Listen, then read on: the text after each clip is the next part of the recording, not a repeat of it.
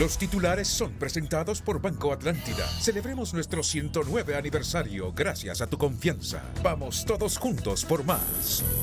Industria de la construcción teme retornar a los penosos niveles de generación de empleo del 2010 y el Congreso suprime exoneraciones en el rubro. Padres de Patricia Valladares, edecán fallecida junto a Hilda Hernández, piden que se reabra la investigación y reprochan a las Fuerzas Armadas su silencio para brindar información a las familias de las víctimas. El rector de la UNA, Francisco Herrera, aseguró que defenderán la autonomía de la alma mater ante la propuesta del Congreso Nacional de eliminar la prueba de aptitud académica. El presidente mexicano Andrés Manuel López Obrador criticó la manera en que se detuvo al expresidente Hernández y dijo que violentaron sus derechos humanos al encadenarlo. Decomisan en El Salvador un cargamento con diferentes tipos de armas, valorado en miles de dólares, que supuestamente pasó antes por Honduras y no fue detectado. Los titulares fueron presentados por Banco Atlántida. Celebramos nuestro 109 aniversario, siendo el banco número 1 en depósitos. Este es su noticiero TN5 Estelar con Renato Álvarez y Cristina Rodríguez. El decreto número 24. El proyecto de decreto enviado al Congreso Nacional por el Poder Ejecutivo a través de la Secretaría de Finanzas, denominado Supresión de Exoneraciones, consta de 5 artículos que, entre otras cosas, incluyen derogar el artículo 3 del Decreto Legislativo número 113-2011, publicado en el Diario Oficial La Gaceta el 8 de julio de 2011, contentivo de la Ley de Eficiencia en los Ingresos y el Gasto Público, a través del cual se permite el uso de las tarjetas de crédito y débito, devolviendo a los usuarios el 8% del 15% que le corresponde pagar como impuesto sobre venta. Asimismo, reformar el artículo 15, literal D y F del decreto número 24 y sus reformas, contentivo de la Ley de Impuestos sobre Ventas, en el sentido de eliminar las exoneraciones a los servicios de construcción, servicios bancarios y financieros, la compraventa y el arrendamiento con opción de compra de bienes inmuebles. También incluye derogar el numeral 2 del artículo 5 del decreto 68-2017,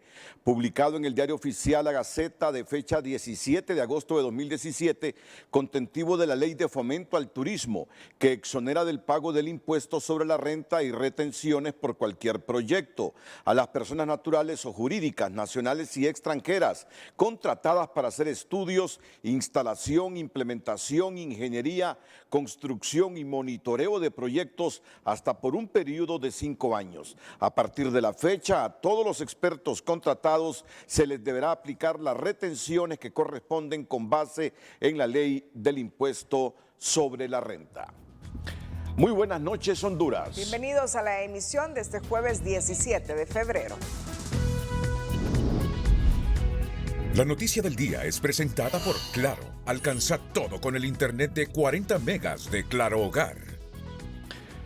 Los primeros en quejarse son los empresarios aglutinados en la industria de la construcción, que cuestionan que con las medidas que hoy se pretenden suprimir, salieron de la situación nefasta que se encontraban en el 2010 y convertirse en el segundo o tercer rubro en generación de empleos.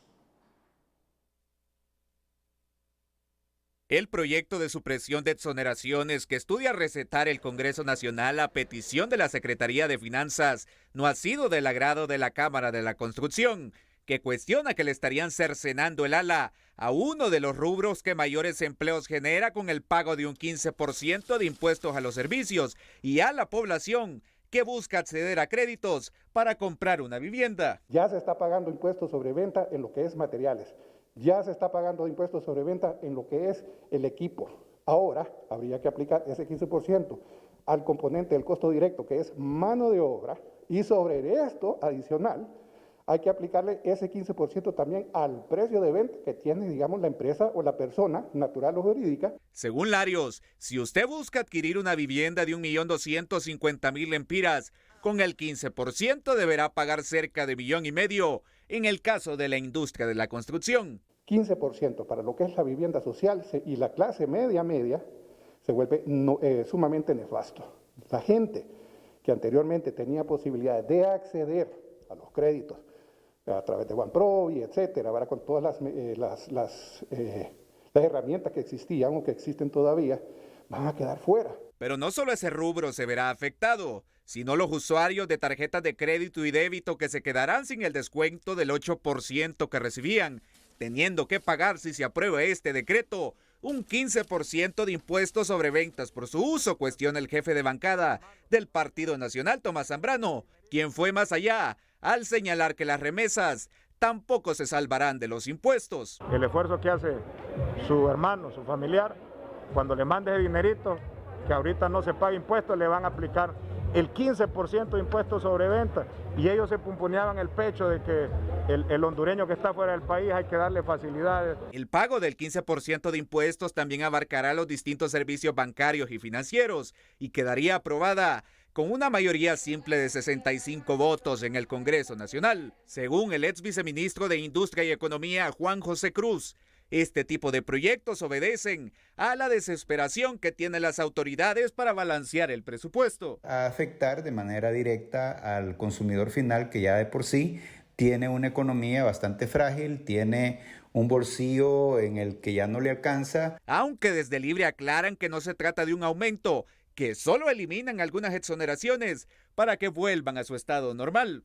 Esto va a producir algún impacto fiscal en mejoría de las arcas del Estado, pero queremos tocarlo con responsabilidad. Distintos sectores comprenden que el gobierno busque la manera de captar más recursos, pero llaman a ser más prudentes con sus propuestas porque está de por medio el bolsillo de miles de hondureños. José Miguel Álvarez, Telenoticias. La noticia del día fue presentada por Claro. Alcanza todo con el internet de 40 megas de Claro Hogar. El exdiputado liberal Walter Romero, quien además es máster en Economía y Finanzas, manifestó este jueves que el Poder Ejecutivo envíe primer paquetazo de impuestos para darle un trancazo al pueblo, cuando lo que deben hacer es reformular y achicar el presupuesto para reducir el alto gasto corriente. Resalta que en el caso sea aprobado por 65 votos, se cobrará el 15% de impuestos sobre ventas en servicios necesarios en la vida de los ciudadanos, lo que encarecerá el costo de vida, empobreciendo más al pueblo hondureño. Vamos en retroceso, critica. Concluye que con este paquetazo sería el segundo en menos de un mes por parte del Ejecutivo, porque el primero fue el decreto que aumentaría el cobro de la energía eléctrica a la clase media, micro, pequeños y medianos empresarios. Inaceptable. Financiar el actual presupuesto de la nación e inclusive ya reformulado se convertirá quizás en la tarea más difícil del presente gobierno, que solo tiene la obligación de cumplir con una onerosa masa salarial, sino que pagar una escandalosa deuda pública interna y externa que no está acorde con los recursos que recoge el gobierno. Está la situación que, según algunos expertos, sin medidas como la que se pretende aprobar y algún paquetazo adicional, será muy difícil salir a flote, a menos que predomine la austeridad y el gasto eficaz de calidad. El Minuto Financiero es presentado por Ficosa. Por ti, el mejor banco para ahorrar con la mejor tasa. Abre tu cuenta Ficosa, disfruta más. Desde la óptica de los economistas, ante la crisis financiera en las arcas del Estado, por ahora las fuentes de financiamiento más fácil y rápidas son los impuestos y endeudamientos, que a futuro también se convierten en impuestos. Pues no existe otra fuente de financiamiento que no sean los impuestos. Y a falta de impuestos, pues préstamos que son impuestos futuros, ¿verdad? Porque evidentemente cuando uno saca un préstamo hoy, lo que está haciendo es diciendo que va a cobrar más impuestos en el futuro, ¿verdad? Que es básicamente lo que ha estado sucediendo en los últimos años acá en el país. Es lamentable. Según Raudales, es urgente una reforma fiscal profunda, encaminada a lograr que los tributos sean pagados en relación con los ingresos que tenga la gente.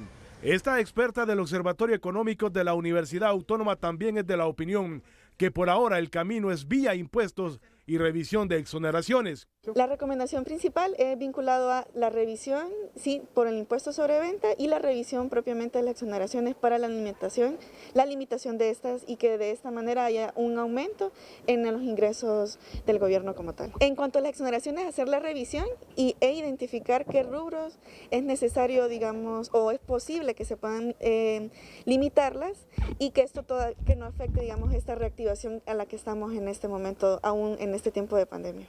Según el nuevo gobierno, en caja solo encontraron 800 millones de lempiras, recursos insuficientes para cubrir los compromisos, pago de salarios, pago de deudas y recursos para las universidades, entre otras responsabilidades. Ante ello, el Congreso Nacional autorizó al Ejecutivo buscar financiamientos de hasta $2.000 millones. Que un tan solo impuesto más no le vamos a aplicar ni al pueblo hondureño ni a la clase media. Eso se lo garantizamos. Hay que buscar el dinero. Dejaron el gobierno quebrado. Seguirse endeudando podría ser una salida. Los economistas también recomiendan una reingeniería completa en el engranaje público, porque no se puede continuar utilizando los ingresos fiscales para alimentar el monstruo de la burocracia y a la par el combate frontal a la corrupción para eficientar los recursos. El Minuto Financiero fue presentado por Ficosa. Por ti, el mejor banco para ahorrar con la mejor tasa. Abre tu cuenta Ficosa. Disfruta más. Bueno, es importante recalcar esto, que financiar el presupuesto actual de la nación e inclusive ya reformulado se convertirá quizá en la tarea más, pero más difícil del presente gobierno, que no solo tiene la obligación de cumplir con una onerosa masa salarial, sino que pagar una escandalosa deuda pública interna y externa que no está acorde con los recursos que recoge el gobierno. Es tal la situación que, según algunos expertos, sin medidas como la que se pretende aprobar y algún paquetazo adicional, será muy difícil salir a flote, a menos que predomine la austeridad y el gasto eficaz y de calidad. Desgraciadamente para Honduras y para los objetivos de la presente administración, las autoridades no pueden dar con la tecla que solucione el principal hoyo fiscal que tiene el país, la Empresa Nacional de Energía Eléctrica. La situación es tan dramática y penosa que un informe presentado este día por la Asociación para una Sociedad Más Justa refleja que la NE pierde al día un poco más de 90 millones de lempiras, lo que representó durante el 2021 más de 33.300 millones de lempiras, un valor con el cual se pudieron construir 43.000 aulas de clases. Economía Hoy es presentada por Banco de Occidente. Goce del respaldo, la confianza y la seguridad financiera que necesita. Banco de Occidente. Más de 91 millones de lempiras pierde cada día la Empresa Nacional de Energía Eléctrica, NE. La cifra se vuelve aún más escandalosa cuando condensa el monto de la pérdida total reportada durante el año anterior. Más de 33.300 millones de lempiras. 91.464.649 lempiras. Increíble a veces de entenderlo, pero esa es la realidad. Ese es el valor que perdimos ayer y es lo que cada día estamos perdiendo. Situación difícil de comprender en el Colegio de Economistas, luego que se declarara un estado de emergencia fiscal y financiera al sector público de Honduras, mediante la aprobación en el Congreso Nacional de un decreto de ley enviado por el Ejecutivo. Estamos viendo precisamente que hay una necesidad de fondos para cubrir el presupuesto público. Estamos viendo que el mismo Congreso Nacional acaba de aprobar un endeudamiento por $2.000 millones. Realmente no estaríamos requiriendo esos niveles de endeudamientos si las empresas públicas se manejaran de manera eficiente y no representaran pérdidas para el Estado. Las pérdidas de la NE se traducen en fondos del Estado que pudieron haberse destinado para construir casi 43.000 aulas de clases y proveer de agua potable a más de 222.000 centros educativos del país. o bien para construir más de 185.000 viviendas para hondureños de escasos recursos y generar más de 326.000 empleos. Realidad que lamentan desde el Colegio de Ingenieros Mecánicos, Electricistas y Químicos de Honduras. Consideran que el agujero fiscal que representa la ANE es el resultado de la ineficacia y corrupción que ocurre desde hace varios años en el país. Actualmente el subsector eléctrico experimenta realmente una crisis. Eso es una aberración, un agujero fiscal que se ha venido arrastrando. Muchos de ellos tienen que ver con aspectos técnicos, con tomas de decisiones, con la corrupción en general que se ha venido viviendo en el país. El panorama anterior fue expuesto por la Asociación para una Sociedad Más Justa en un informe que detalla el impacto de los desaciertos y la opacidad en el subsector eléctrico de Honduras. Presentaron además una serie de recomendaciones, entre las que destacan resolver los incumplimientos de la EH, recuperar la mora, buscar inversión para líneas de transmisión y distribución, auditar los contratos de generación y nombrar gerente y junta directiva para la institución. Economía Hoy fue presentada por Banco de Occidente. Goce del respaldo, la confianza y la seguridad financiera que necesita. Banco de Occidente. Bueno, la situación financiera del país no es nada fácil. La situación financiera del gobierno peor. Hay muchos expertos que afirman que la única manera de poder financiar ese presupuesto es con impuestos. No hay otra forma, sino es con impuestos, aún y reformulándolo. Miren ustedes, que el expresidente Manuel Zelaya anunció hace algunos minutos que el próximo lunes la secretaria de Finanzas, Rixi Moncada, presentará una radiografía sobre la situación financiera del país. Se va a dar a conocer a toda la opinión pública la situación financiera en la cual se recibe el Estado hondureño, tanto en la parte económica, en la parte fiscal, igual que los problemas graves que hay en el sector energía, que es la Empresa Nacional de Energía Eléctrica, y los costos de la energía. O sea que el próximo lunes quien estará a cargo de esa presentación será la secretaria del Despacho de Finanzas del Estado. Ese día, esperamos que a las 11 de la mañana se pueda establecer una conferencia de prensa y además que empiece el debate nacional sobre la realidad del país, económica, financiera, fiscal y el problema grave que hay sobre energía. En la parte económica, para darle un poco más de elementos, es deuda, la exorbitante deuda que hay, el pueblo hondureño la tiene que conocer. Lo mismo que la situación del presupuesto general de ingresos y egresos de la República. Al mismo tiempo, en la cantidad de programas, los cuales están aprobados, pero se darán a conocer ese día en qué extremo están aprobados y cuál es la situación real. El sindicato Unión Nacional de Transporte Pesado suspendió este jueves la toma de la carretera CA5 a la altura de la interconexión con el Canal Seco en Comayagua, después de más de 28 horas de paro. Las nuevas autoridades de la Secretaría de Infraestructura y Servicios Públicos, INSEP, se comprometen a atender sus demandas y provocar una reunión con la presidenta electa, Xiomara Castro, para revisar las tarifas de transporte pesado y concertar con el sector empresarial nuevos precios por la prestación de este servicio, que según los protestantes desde el año 2011 no sufren ningún ajuste a la tarifa, pese al incremento de los carburantes y los insumos de este rubro. La primera reunión se realizará mañana viernes entre transportistas y autoridades de INSEP, y luego del encuentro con la presidenta Xiomara Castro llevarán a la mesa a los transportistas, y la idea, dicen estos hombres de la carretera, es no volver a las medidas de presión que impliquen acciones sincronizadas a nivel nacional. Más adelante le informaremos, padre de decán fallecida, junto a Hilda Hernández, piden que se reabra la investigación y reprochan a las Fuerzas Armadas su silencio para brindar información a las familias de las víctimas. Antes, en Educación Financiera le decimos que el objetivo de tener finanzas personales sanas es vivir sin deuda, sobre todo si éstas se vuelven impagables con el tiempo. Es por eso que a continuación te mostramos 3 tips que le ayudarán a pagar su deuda si no tiene dinero.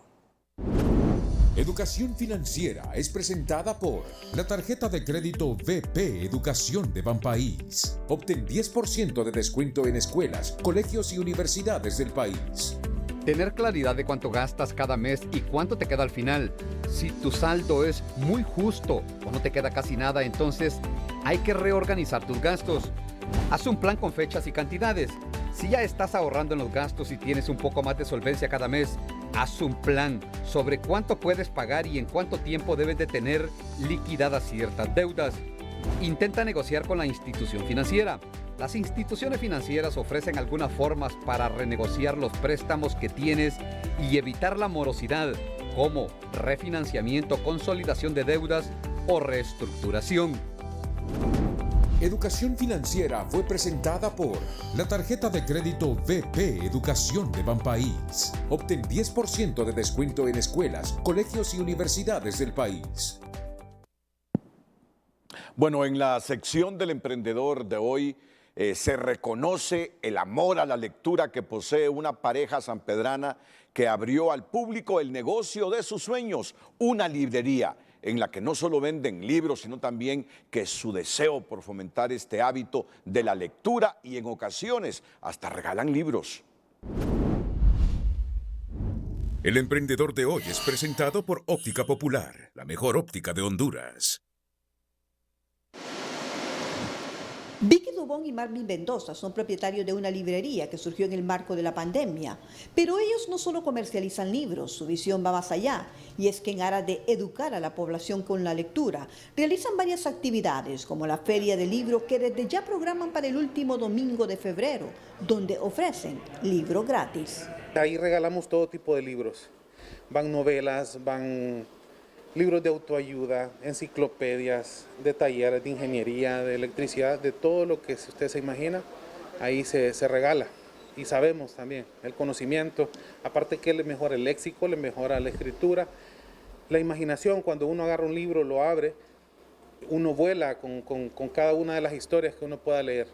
El proyecto de estos emprendedores, llamado Guacamaya Bookstore, ha tenido bastante aceptación y es que siempre buscan diferentes maneras para captar a más lectores. Inclusive entre niños y jóvenes promueven algunas actividades gratuitas. Las otras opciones que tenemos, como son las clases gratuitas, que vamos a empezar, por ejemplo, ahorita en marzo de ajedrez, las clases que hemos tenido de pintura, la feria de libros. Entonces todas esas cosas hacen que nuestros clientes nos sigan, aparte de no solo vender un libro, sino que el trato que les damos y las cosas que les ofrecemos. Esta pareja asegura sentirse satisfecha regalando libros con su proyecto, sobre todo porque hay muchos que no cuentan con el dinero para comprarlos. Son 2 libros por persona, pero creo que esta vez van a ser 3 porque tenemos muchos libros por regalar. Cuando es enciclopedia, entonces solo se puede llevar la enciclopedia porque tenemos enciclopedia desde 6, 12, 24 hasta 30 tomos. Tenemos diccionarios enciclopédicos. Después de comercializar libros por redes sociales, materializaron su sueño, pero con el añadido de generosidad para beneficiar a muchos sanpedranos. El emprendedor de hoy fue presentado por Óptica Popular, la mejor óptica de Honduras. En la nota positiva de hoy valoramos a don Óscar Ochoa, un hondureño que ama la naturaleza y ese amor lo ha llevado a donar centenares de plantas en diferentes regiones del país y todo para ayudar a fortalecer el ecosistema. La noticia positiva es presentada por Larache y compañía. Sigamos evolucionando, castores de la vida. Queda mucho por construir.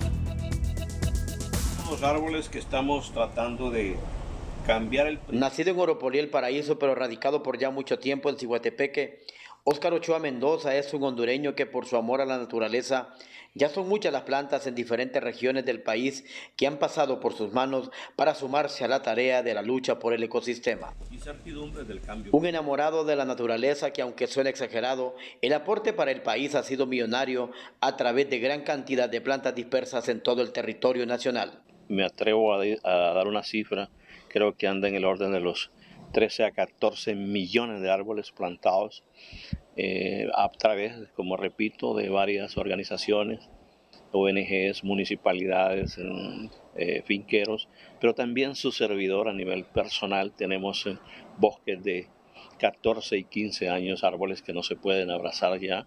A su lado está un gran aliado, su hermano, quien es el encargado de realizar prácticas para eficientar plantaciones. Aquí hacemos ensayo diario de todas las especies, las estamos probando cada 2 meses porque a veces pierden la viabilidad y es mejor estarlas probando las semillas. Aquí manejamos semillas, digamos, de tiempos templados. Dice este profesional del área forestal que es cuestión de voluntad para que el país se pueda reforestar. Definitivamente me gusta la frase, es fácil. Cuando uno dice que es fácil, significa de que hay un enamoramiento y que se puede hacer. La cantidad aportada al país no frena acá, porque ya está preparado con un banco de germoplasma para más producción de árboles. Es decir, un banco de semillas en donde almacenamos para unos 142 millones de árboles en este momento y están disponibles para Honduras. Es justamente desde aquí, desde este laboratorio, donde salen millones de semillas para luego convertirse en plantas, no solamente para Honduras, sino que para todo el mundo, lo que genera vida y esperanza para la humanidad. Desde la ciudad de Cihuetepeque, Omar Valenzuela, Telenoticias. La noticia positiva fue presentada por Larache y compañía. Sigamos evolucionando, castores de la vida. Queda mucho por construir. El precio del dólar y el euro es presentado por Bacredomatic. ¿Qué nombre le das a tus ahorros? Cumple Laura, compromiso, llámalo como quieras. Lo importante es ahorrar.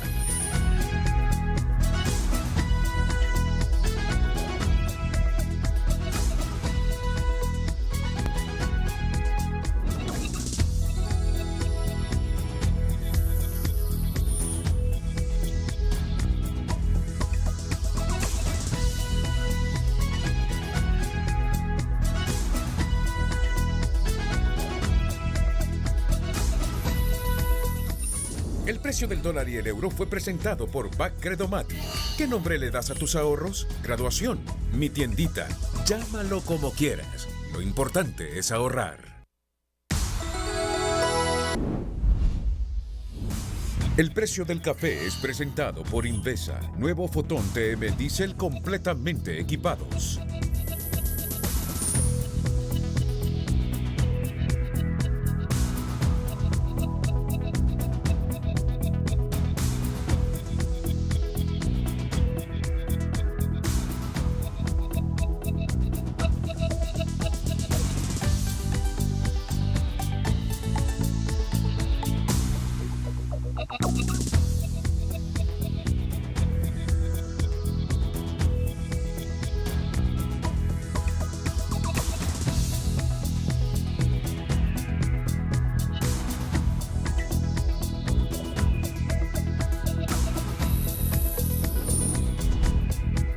El precio del café fue presentado por Invesa.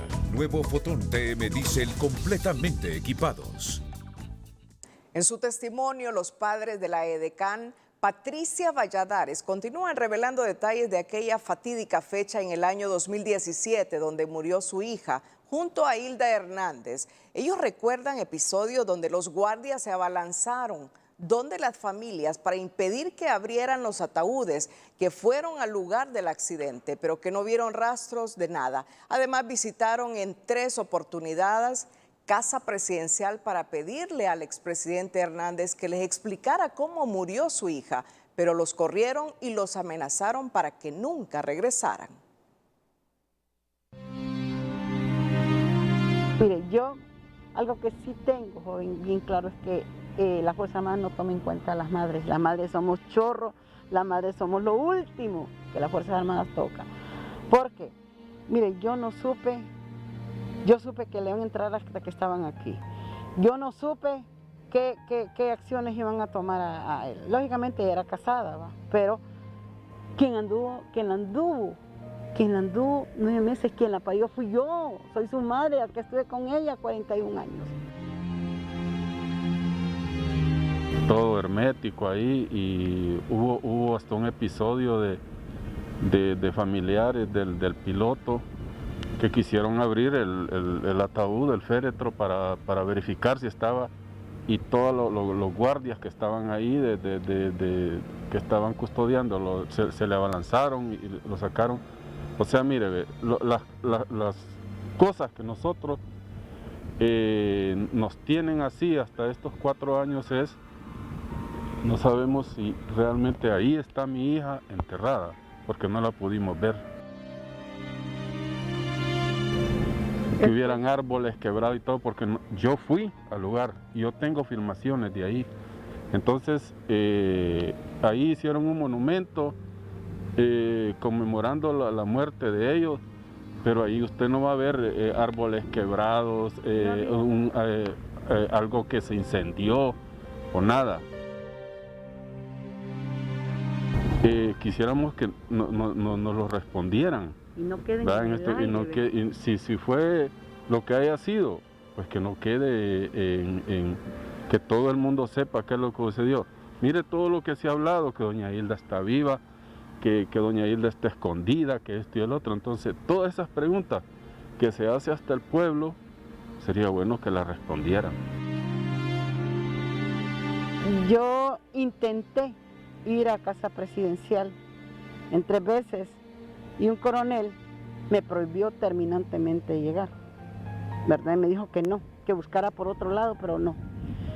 Yo quería preguntarle a Juan Orlando, cuando él era presidente, que me respondiera por qué estaba en secretividad la muerte de mi hija, porque era mi hija la muerte de ella. Queremos que ahora haya una investigación, ya que este es el momento, no porque todo lo que está sucediendo ahorita va con la familia Hernández, pero la realidad es que se tiene que saber si esto fue accidente o fue otra cosa.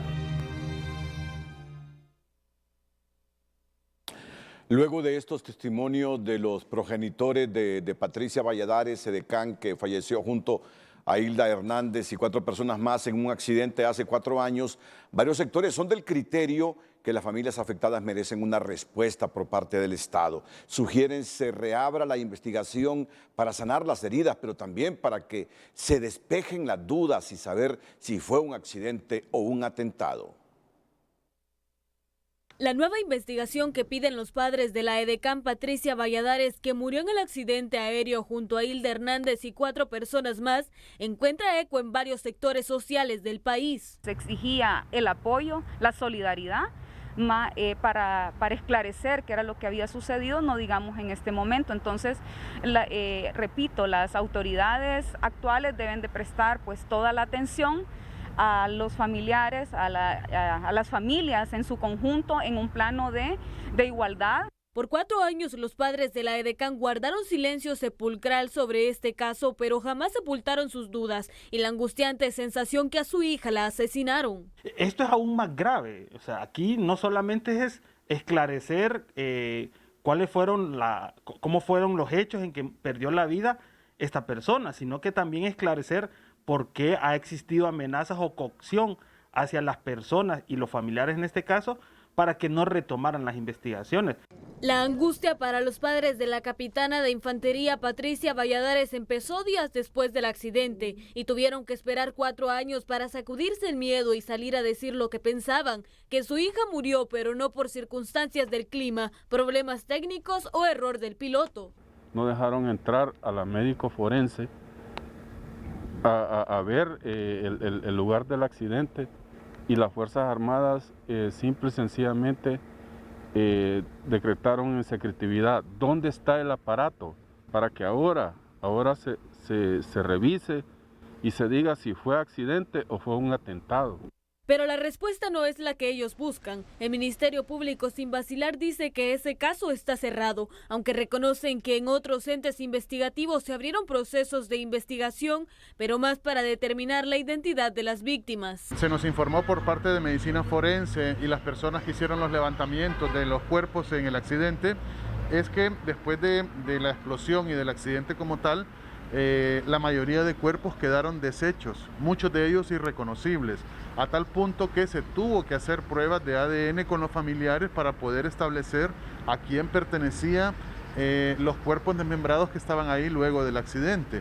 Leandro Osorio, excomisionado de policía y experto en el campo de la investigación de campo, cree que las dudas de los padres de la oficial Patricia Valladares es una luminosa oportunidad para que las Fuerzas Armadas aclaren si el helicóptero se desplomó por las condiciones del clima o se lo bajaron de tierra. Es necesario contarle al pueblo hondureño qué ocurrió en la montaña Hierbabuena en ese 17 de diciembre del 2017, donde supuestamente ocurrió un accidente aéreo, donde murieron 5 personas y en una población, en un lugar despoblado, en una escena abierta. Es necesario, considero, de que el Ministerio Público tiene el deber ineludible de hacer una investigación. Muchos sectores y expertos en investigación son de criterio que este podría ser el mejor momento para aclarar las circunstancias de este accidente por el cambio de gobierno y los movimientos al más alto nivel en la cúpula militar. Alexia Mejía, Telenoticias. Antes, en nuestra sección de tecnología, le recordamos que cuando la señal del Wi-Fi es muy potente, vemos a las personas caminando con locura acercándose al router para obtener más potencia. Pero, ¿qué pasaría si el router busca al usuario y no al contrario? La sección de tecnología es presentada por Jet Stereo Laptop Masters, expertos en todo lo que tú y tu laptop necesitan. Jet Stereo, cuando quieras lo mejor. A menudo, cuando se tiene una mala señal de Wi-Fi, vemos a los usuarios acercarse con locura al router para conseguir mejor potencia. Pero, ¿qué pasaría si fuese el router el que se acercara a los dispositivos y no en sentido contrario?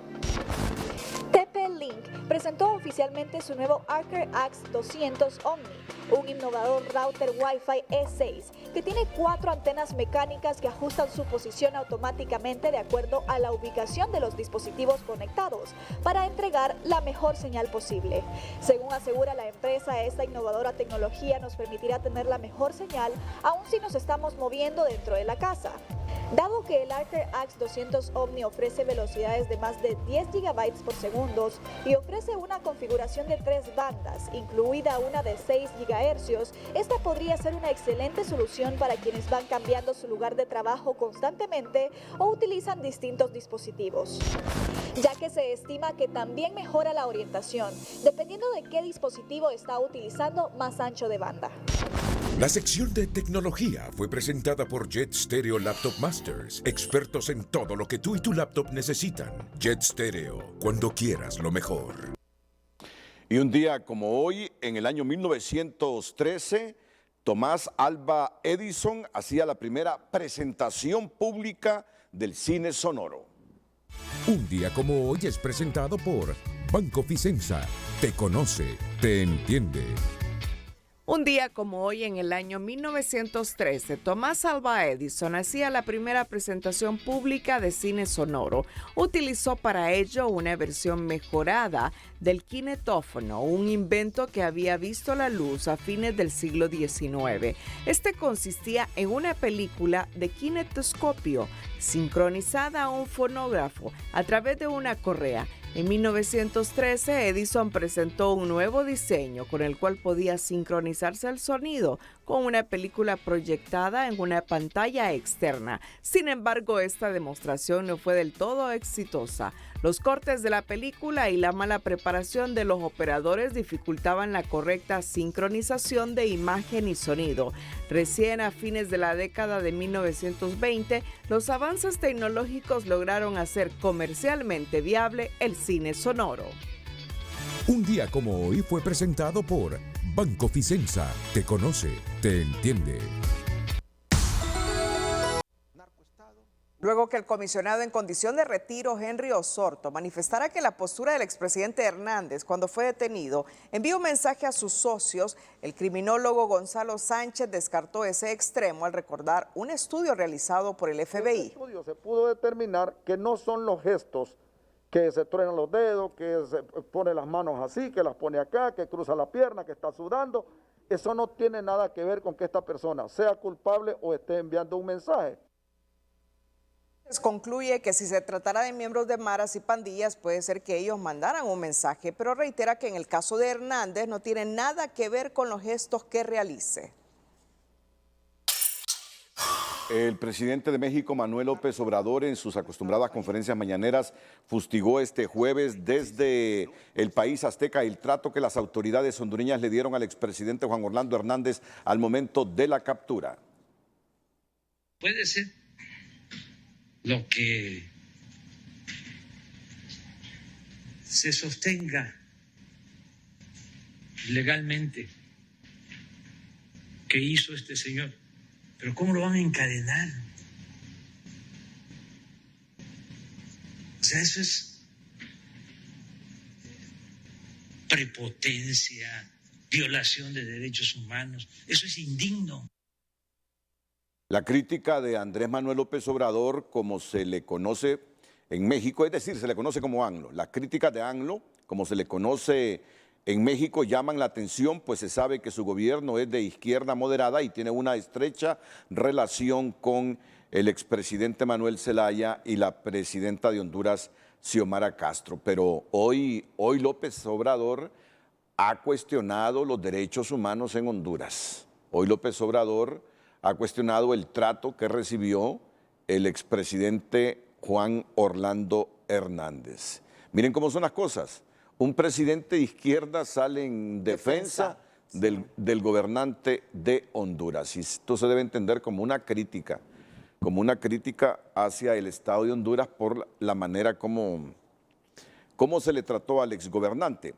Pero también sobre esto se ha manifestado el CONADE, el Comisionado Nacional de los Derechos Humanos, cumpliendo con su mandato constitucional y legal de garantizar los derechos humanos de los habitantes, tomando en cuenta que el derecho a la dignidad humana, propia imagen y a las garantías procesales son derechos consagrados en la Constitución de la República y en los tratados sobre derechos humanos de los que el Estado de Honduras es parte, y en vista de que en Honduras el proceso de detención de las personas imputadas penalmente por lo general se realiza con ilegal exposición pública de las personas detenidas, violando sus más elementales derechos y su dignidad como persona humana ante la comunidad nacional e internacional.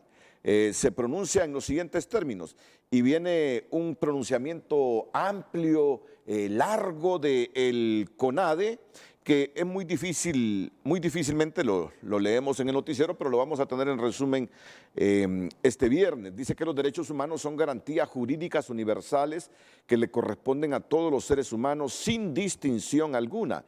En consecuencia, las detenciones realizadas con desproporción de despliegue de las fuerzas encargadas de cumplir la ley, así como la prohibida exposición al público a través de medios de comunicación de forma oficial, en detrimento de la propia imagen, la dignidad del ser humano y de la presunción de inocencia de los imputados, constituyen un trato cruel, inhumano y degradante. Esta práctica implica una violación a la Constitución de la República y a los tratados internacionales suscritos por el Estado de Honduras. Bueno, hasta hoy estamos viendo esto por el trato que se le dio al expresidente Hernández, pero éramos incapaces de verlo con el trato que se le dieron a muchos extraditables, con el trato que se le dio a la ex primera dama Rosa Elena Bonilla de Lobo. Es que mire, mientras no haya una condena de un juez, uno debe presumir de la inocencia de los imputados.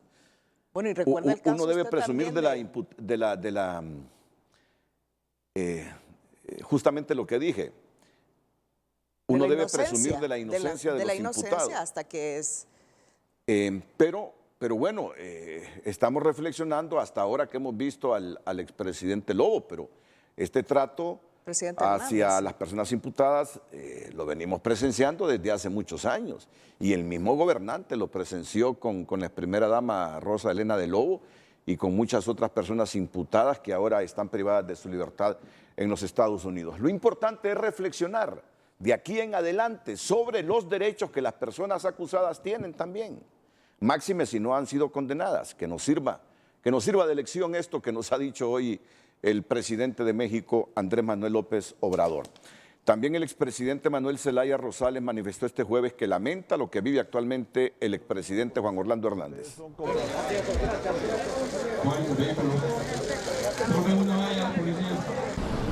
Yo simplemente, si quiere que le dé una expresión mía, yo lamento lo que le pasa a Juan Orlando y a su familia. Eso, claro que sí. Pero eso es un sentido humano. Pero en un sentido político, cuando se han dado estas situaciones en el pasado, a mí nunca me pidió Estados Unidos una ley de extradición. A mí nunca me pidió Estados Unidos a alguien para extraditarlo cuando fui gobierno. Y teníamos diferencias fuertes con Estados Unidos.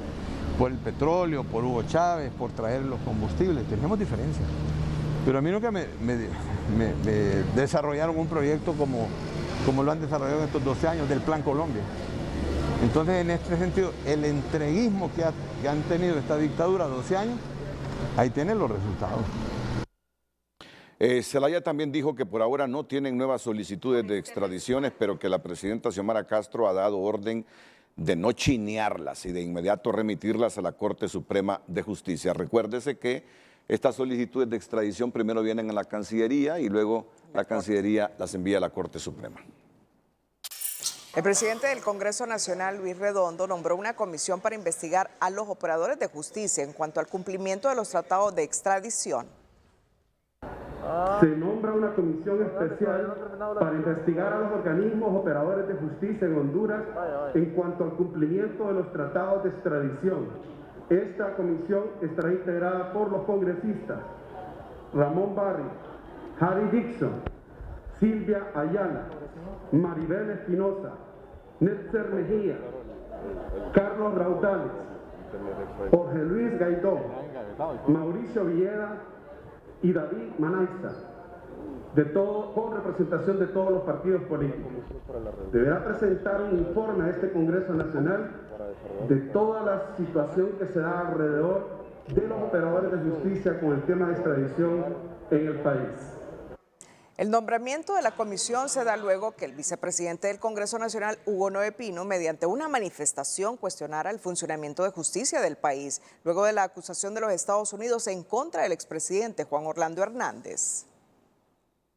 El procedimiento de extradición contenido en el auto acordado aprobado por la Corte Suprema de Justicia el miércoles 8 de mayo de 2013, mismo que se ha completado 32 procesos de extradición, podría ser cuestionado por la defensa del expresidente Hernández, argumentando que se fundamenta en la Ley de Organización y Atribuciones de los Tribunales de 1906.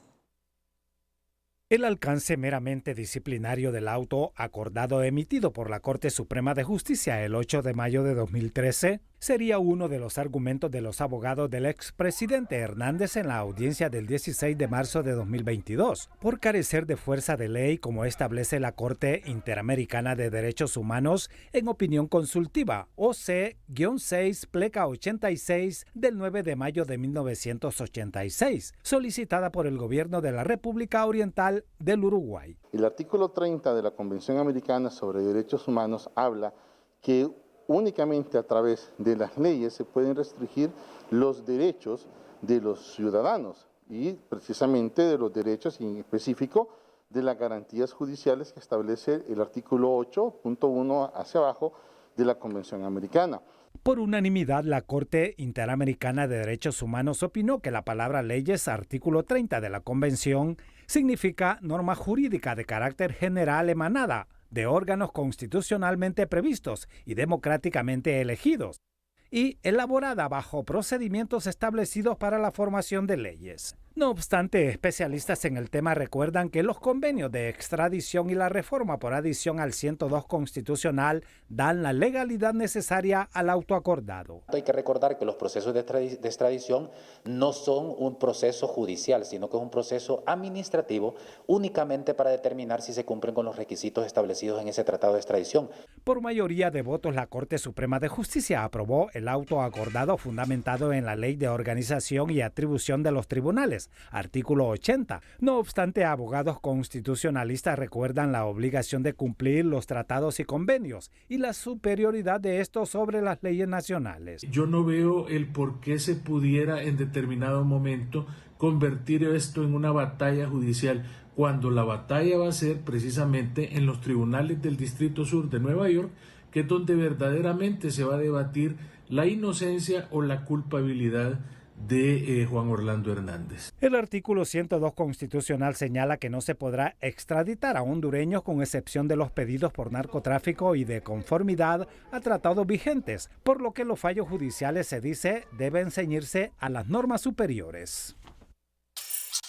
La ex primera dama Ana García Hernández encabezó este jueves una jornada de oración junto a simpatizantes del Partido Nacional en las afueras del Comando Especial Cobras en Tegucigalpa, donde se encuentra recluido el exmandatario Hernández, pedido en extradición por los Estados Unidos.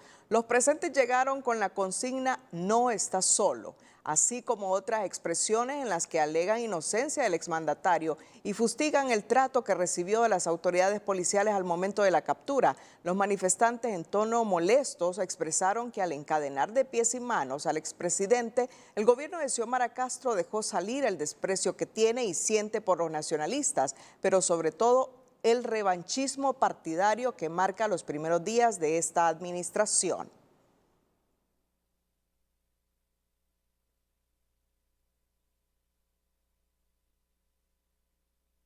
Transparencia Internacional exigió este jueves a través de un comunicado frenar las prácticas que permiten la entrada del crimen organizado y el narcotráfico en Honduras. Considera Transparencia Internacional que la solicitud de extradición del gobierno de los Estados Unidos en contra de Juan Orlando Hernández muestra una vez más la urgencia de tomar acción en contra de la corrupción en los altos niveles y de fortalecer el marco legal e institucional que le permita al Estado hondureño poder aplicar justicia de manera imparcial e independiente. La organización internacional también insta a que se apoye a aquellas instituciones que velan por transparentar el uso de fondos públicos, la rendición de cuentas y la participación ciudadana. La recién creada Comisión de Transparencia del Congreso Nacional sostuvo este jueves la primera reunión con varios sectores ligados a la lucha contra la corrupción, y entre los propósitos de este primer acercamiento está definir el camino para desmontar la coraza de impunidad que creó el Congreso anterior y empezar a socializar las primeras iniciativas como la derogación de la Ley de Secretos y las reformas para limitar la persecución penal del Ministerio Público. Hola. La recién creada Comisión de Transparencia del nuevo Congreso Nacional inició los primeros acercamientos con miembros de la sociedad civil e instituciones que luchan de frente contra el flagelo de la corrupción pública. Esta comisión representa el principio de la estocada final a la banda organizada criminal que ha estado generando impunidad desde el Congreso Nacional de la República. Para romper sin demoras el blindaje de impunidad que creó el Congreso anterior, esta nueva comisión empezó este jueves a socializar las primeras reformas para derogar iniciativas como la Ley de Secretos y las reformas que limitan la persecución penal del Ministerio Público. Entendiendo el carácter de urgente de estos decretos, hemos decidido iniciar el proceso de socialización invitando a Luis Javier Santos y miembros de la UFERCO, que son las principales víctimas directas de no poder hacer su trabajo de forma efectiva para poder desarticular redes de corrupción por estos pactos de impunidad. Ya se presentaron en la Cámara Legislativa varios decretos de ley como el inicio del camino para derribar la coraza de impunidad del gobierno anterior, y muy pronto la revisión total del nuevo Código Penal será parte de estos encuentros. Y dentro de ellos un elemento fundamental, que es el que hemos abordado esta tarde, que es desmontar los pactos de impunidad que han estado bloqueando la acción penal contra la élite corrupta. La bancada nacionalista se mantiene al margen de este espinoso camino para romper las cadenas de impunidad que se tejieron en el Congreso anterior, pero algunos diputados no descartan acompañar estas iniciativas si quienes mueven los hilos de este poder del Estado empiezan por legalizar la junta directiva, dicen. Pobladores de la comunidad de Huapinol, en Tocoa, Colón, demandaron este jueves al Poder Judicial que agilice la excarcelación de 6 de 8 acusados favorecidos por un fallo de la Sala Constitucional. No obstante, la certificación de dicha resolución no llega aún al Tribunal de Sentencia de Trujillo, Colón. Le pedimos al Pleno de la Corte Suprema de Justicia que operativice la ley de proceso electrónico, es decir, una notificación, una comunicación a las cortes de apelaciones, a los tribunales en el resto del país, debería hacerse de manera electrónica y después que llegue el expediente en físico. La certificación del fallo de la Sala Constitucional estaría llegando en las próximas horas al tribunal, que debe ordenar la excarcelación de los 6 acusados que en un juicio oral y público fueron encontrados culpables en la causa que se les instruyó. La violencia que prima en fincas del Bajo Aguán está lejos de llegar a su fin si las autoridades no intervienen, indican representantes de algunos sectores que consideran que hay que ponerle un alto a grupos armados que generan muerte e incertidumbre en la zona. El conflicto en fincas del Bajo Aguán en Colón mantiene en constante preocupación a los productores de palma, que ven como el mismo avanza sin que las autoridades pertinentes tomen cartas en el asunto. Les llevan, dicen, la ventaja a grupos como los llamados tatuados y canechos, que consideran son los que generan zozobra en disputa por el control de la fruta. Esa es la mercancía de alto valor que está motivando toda esta situación, porque la fruta de palma se ha triplicado el precio en los últimos 18 meses y eso, claro, es un motivante grande para poder entrar a una plantación, desplazar a los empleados, desplazar a los dueños, agredir o matar incluso a las personas que se les opongan y luego comenzar a traficar esta fruta. Es toda una cadena. Desde el fin de semana ya se reportan al menos 5 muertes, además de la desaparición de otras 4 personas. Este representante de la plataforma agraria de la UAN considera que esta violencia seguirá y reconoce que se requiere una intervención urgente, pero para tutelar los derechos de grupos campesinos. De lo contrario, aumentará la cifra de muertes. Claro, en medio de esto están estos matices de la creación de grupos irregulares que no son campesinos, que de verdad actúan bajo lógicas criminales que generan estos ambientes de zozobra. Pero en esto tiene responsabilidad directa, primero, el Estado de Honduras y además tiene responsabilidad directa los grupos que han creado los terratenientes de la zona, que son grupos auténticos paramilitares. A criterio del presidente del Comité para la Defensa de los Derechos Humanos, el nuevo gobierno tiene un gran reto en la solución de este conflicto para restablecer la paz y tranquilidad en el sector. Creo que aquí hay que acompañar al gobierno de doña Xiomara, hay que acompañar a las nuevas políticas en materia de seguridad pública para que tratar de controlar que grupos adversos, inclusive al movimiento campesino hondureño, puedan poner en una inestabilidad de seguridad jurídica la tenencia de la tierra.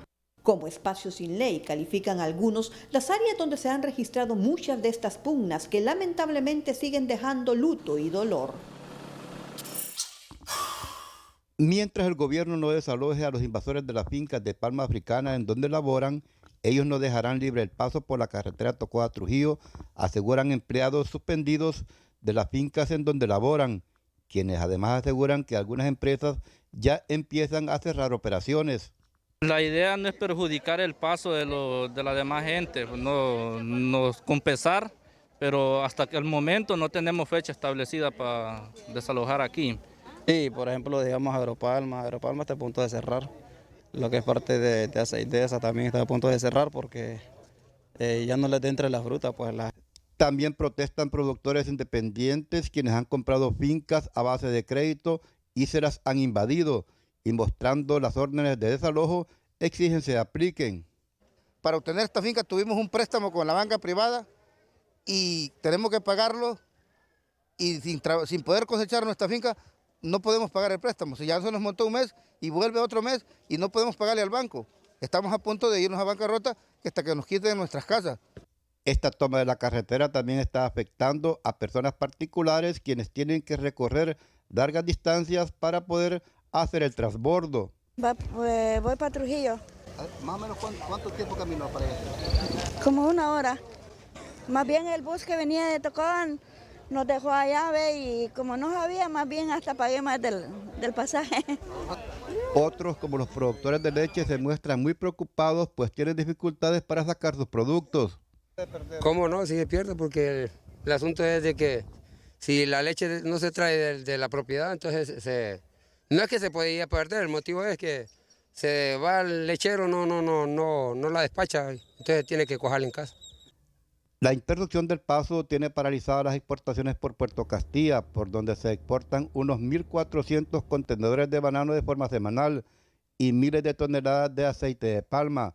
Aunque este último producto no se daña, les reduce la ganancia a los productores, pues tienen que pagar $15,000 diarios por el retraso del buque. En Trujillo, Colón, Héctor Madrid, Telenoticias. A petición del Ministerio Público, la Sala Primera del Tribunal de Sentencia con competencia nacional en materia penal reprogramó para el viernes 25 de febrero de 2022 la audiencia de proposición de pruebas en la causa instruida al ciudadano Abel Ordóñez García, uno de los detenidos por el crimen de la abogada Edna Carolina Echeverría Haylock y tentativa de asesinato en perjuicio del abogado Andrés Urtecho. La misma no se pudo llevar a cabo debido a que el ente acusador del Estado ha solicitado la reprogramación de la misma, por la que el tribunal que conoce la causa ha convocado a las partes para este próximo 25 de febrero, donde se espera que se desarrolle de manera normal esta audiencia de proposición de medios de prueba. Echeverría Haylock, excongresista y aspirante a diputada por el Partido Liberal, fue asesinada el domingo 25 de julio de 2021 en el interior de su casa de habitación en la colonia Lomas del Mayab de Tegucigalpa, donde también resultó herido de bala su esposo, el abogado Andrés Urtecho. Cegado por el amor, Carlos Díaz, un joven de 22 años, ahora es prófugo de la justicia. Así lo cuentan las autoridades del Centro Penal de Choluteca. Según la información, al joven solo le faltaban 4 días para gozar de preliberación condicionada. Sin embargo, los celos le ganaron y se fugó antes de tiempo, solo para comprobar si su mujer le era infiel. A 4 días para lograr la preliberación condicionada, Carlos Daniel Díaz Llanes, de 22 años de edad, condenado a 6 años por el delito de facilitación de medios de transporte de droga, se fuga del Centro Penal de Choluteca, todo para comprobar si su esposa le era infiel. Hoy por la mañana un privado de libertad que ya estaba por optar a la preliberación pasado mañana 21 de febrero. Y en un acto de desesperación, porque los mismos privados de libertad manifiestan de que él no tuvo visita sábado y domingo y los días posteriores. El 14 de febrero, el Día del Amor y la Amistad, él manifestó de que tenía el deseo de ver a su esposa y a su hija. Aparentemente, y la información que nosotros hemos recabado adentro del módulo 1, la supuesta esposa anda con otro masculino y no le permitía ver a la niña desde el sábado. Entonces, él en un momento de desesperación, de ansiedad, pues tomó la mala decisión de irse del centro. El jefe del centro penal le dio unas horas para que se entregue voluntariamente y no sea penado por 8 años más por el delito de fuga por causa del amor. Estamos dándole una oportunidad, porque él ya está listo para salir, ¿verdad? Entonces, y estamos haciendo las comunicaciones para hablar con la esposa para que él se presente y darle la oportunidad al privado de libertad Carlos Daniel Díaz Llanes, y si él no se presenta, pues él va a tener un delito, ¿verdad?, que es penado con 8 años de reclusión, lo que es fugarse de un centro penal sin llegar a la condenatoria que opta por la preliberación del privado de libertad. Desde Choluteca, Karen Sauceda, Telenoticias. La Sala Primera del Tribunal de Sentencia con competencia nacional en materia penal programó para el lunes 4 de abril de 2022 a la 1:30 de la tarde audiencia de lectura de sentencia en la causa instruida a Roberto David Castillo Mejía, coautor del asesinato de la líder indígena Lenca Berta Isabel Cáceres Flores. Ya en la audiencia de determinación de la pena, el ente acusador del Estado ha solicitado una pena de 25 años de reclusión, mientras que la defensa técnica de este imputado ha solicitado imponer una pena de 20 años de reclusión. Será el tribunal que conoce la causa el que determine cuántos serán los años que esta persona deberá cumplir por habérsele encontrado culpable como coautor de asesinato en perjuicio de Berta Isabel Cáceres.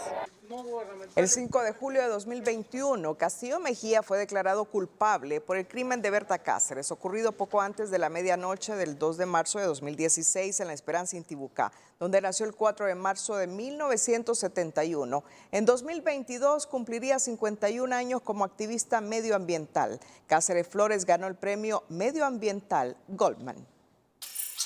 En un proceso realizado en el Tribunal Arbitral del Centro de Conciliación y Arbitraje de la Cámara de Comercio e Industria de Tegucigalpa el 15 de febrero de 2022, la Procuraduría General de la República obtuvo laudo arbitral favorable, evitando que el Estado de Honduras tuviese que pagar 20.697.373 lempiras y 90 centavos, en acción promovida por la empresa Construcciones Múltiples contra el Estado de Honduras a través de la Comisión Permanente de Contingencias COPECO.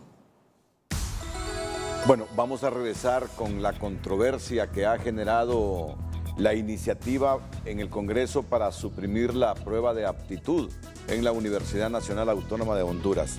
Mira que así como hay diputados que apoyan, hay otros que no. Y en esto la bancada de Libre, de donde surgió la iniciativa, no tiene plena sintonía. No tiene plena sintonía. Por ejemplo, el diputado Edgardo Castro se opone totalmente a que se elimine esa prueba de aptitud en la universidad. Tendrán todos los detalles más adelante.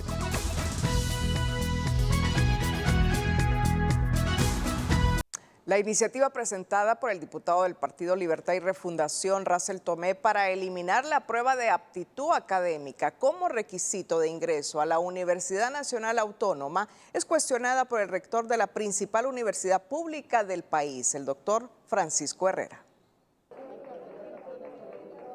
La respuesta de la UNA ante la iniciativa presentada este miércoles en el Congreso Nacional para eliminar la prueba de aptitud académica como requisito para ingresar a la alma mater fue casi inmediata.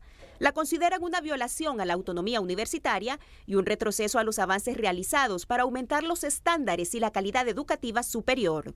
Consideramos que la propuesta presentada por el Congreso Nacional para derogar la prueba de aptitud académica es un tema que vulnera nuestra autonomía y además opacaría los verdaderos problemas que han aquejado históricamente a nuestro sistema educativo en todos sus niveles.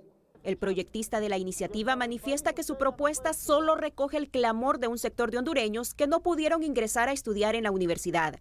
Califica la prueba de excluyente y propone realizar un sistema de vocación y orientación. La universidad pública estaba en mejor crecimiento, buscando mejorar la situación académica. Ahora usted ve que lo que más se ha impulsado son las universidades privadas. Está bien el que pueda pagar la universidad privada, pero lo que no está bien es que usted le diga a un joven que es desechable, que para el país usted ya no puede estudiar. Pero este compañero parlamentario de Tomé se opone completamente a la iniciativa por considerarla una invasión a la autonomía de la universidad, algo que, según explicó, defendían en Libre hace algunos años con uñas y dientes. Aseguró ahora no entender ese cambio de 180 grados. No se debe de invadir la autonomía universitaria. Los de Libre éramos los primeros que gritábamos aquí, diciendo que cómo era posible que la policía entraba ahí. Y hoy venimos queriendo invadirlo nosotros también. Entonces, ¿de qué cambiamos? ¿De congreso, de partido o de personas? Lo que ayer era malo, hoy va a seguir siendo malo. No podemos quitarle a la universidad su autonomía que tiene. No podemos nosotros ser más papistas que el Papa.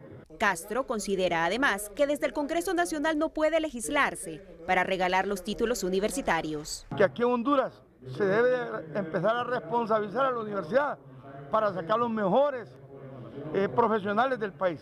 Pero si en forma mediocre de aquí del Congreso les vamos a regalar el título a todo el mundo, entonces que nadie vaya a la universidad y invadimos la autonomía universitaria. La prueba en cuestión mide 3 áreas específicas: pensamiento científico, matemático, comprensión lectora e inglés, capacidades indispensables en los estudiantes en el nivel de educación superior. En la sociedad civil creen que el génesis del problema no es en sí la prueba de aptitud universitaria, sino la baja calidad educativa que reciben los niños y jóvenes hondureños en los grados inferiores, que no les prepara para enfrentarse a un examen básico. La solución está en mejorar educación media para que cuando vayan a la universidad tengan mejores competencias para hacerlo. Esto concuerda con el estudio internacional de PISA, que lo que evalúa es comprensión lectora, matemática y pensamiento científico. Pero a nivel internacional se ha demostrado que los alumnos hondureños, solo un 15 o un 20% son los que tienen, digamos, los estándares para poder entrar a la universidad.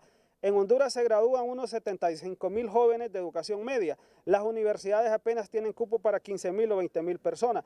El experto también considera que la poca oferta de carreras universitarias agrava el problema. Propone abrir un nuevo abanico de opciones, sobre todo de carreras técnicas, para brindar más oportunidades a la población estudiantil. Sugiere también crear un plan de emergencia para aumentar los cupos en las carreras de mayor demanda y abrir más centros universitarios regionales. Bueno, también ha generado reacciones un proyecto de ley que se presentó en el Congreso Nacional para eliminar los nombres de políticos vinculados a actos de corrupción y otros delitos en los espacios públicos, calles, bulevares y centros educativos. La iniciativa la llevó a la Cámara Legislativa el diputado de Libre Mauricio Rivera. La petición a rajatabla es cambiarle el nombre a calles, bulevares, centros educativos y espacios públicos de personas que estén manchados por la corrupción y el narcotráfico. Para que todas las calles, para que todas las vías públicas, para que todos los bulevares que tengan nombre de funcionarios, de políticos vinculados al crimen organizado y al narcotráfico sean inmediatamente retirados. Pero la pregunta que salta por inercia con esta intención es quién califica a los supuestos corruptos, si el cambio de nombre se hará por una sentencia firme de un juez o por criterios partidistas. El espíritu de este proyecto es para recuperar la dignidad del pueblo. El pueblo sabe quién es quién, el pueblo sabe quién es Juan Orlando, el pueblo sabe quién es Mauricio Oliva, etcétera, etcétera, etcétera. Entonces, basados en eso, en la dignidad del ciudadano, estamos impulsando esta lucha, porque es un mandato del pueblo. De inmediato la oposición de ahora salió a fustigar esta medida, pues no descartan que la idea sea cambiarle el nombre a todo lo que huela al Partido Nacional y rebautizar con próceres modernos del Partido Libertad y Refundación. Yo entiendo que es política, esa iniciativa es política, si se aprueba bien, bienvenido, y que ahí le quiten el nombre a todos los políticos nacionalistas, liberales y de Libre, porque hay escuelas o bulevares que posiblemente o calles tienen el nombre de ellos, y que ya quede prohibido de aquí en adelante a no ponerle nombre de ningún político a una obra pública. Otros, sin extremos partidarios, ven la medida como saludable por tantos sitios públicos que cargan con nombres de personas de dudosa reputación. Lo mejor sería, dicen, que se prohíba a los políticos poner su nombre en calles, escuelas y hasta en centros deportivos. Yo creo que se debe revalorizar el nombrar los espacios públicos y los centros educativos con nombres de personalidades que quizás hayan contribuido a la cultura, al deporte, a la literatura o a la construcción del Estado Nacional. En el dictamen se establece que se implementará a nivel nacional y será a través de la Secretaría de Gobernación y Justicia que se determine el cambio de nombre de los espacios públicos. Por su parte, el dictamen ya pasó su segundo debate en la Cámara Legislativa y el próximo martes se estaría aprobando. José Andino, Telenoticias. Cerramos la emisión estelar. Gracias por su fiel sintonía. Nos despedimos con las 5 de TN5. Feliz noche.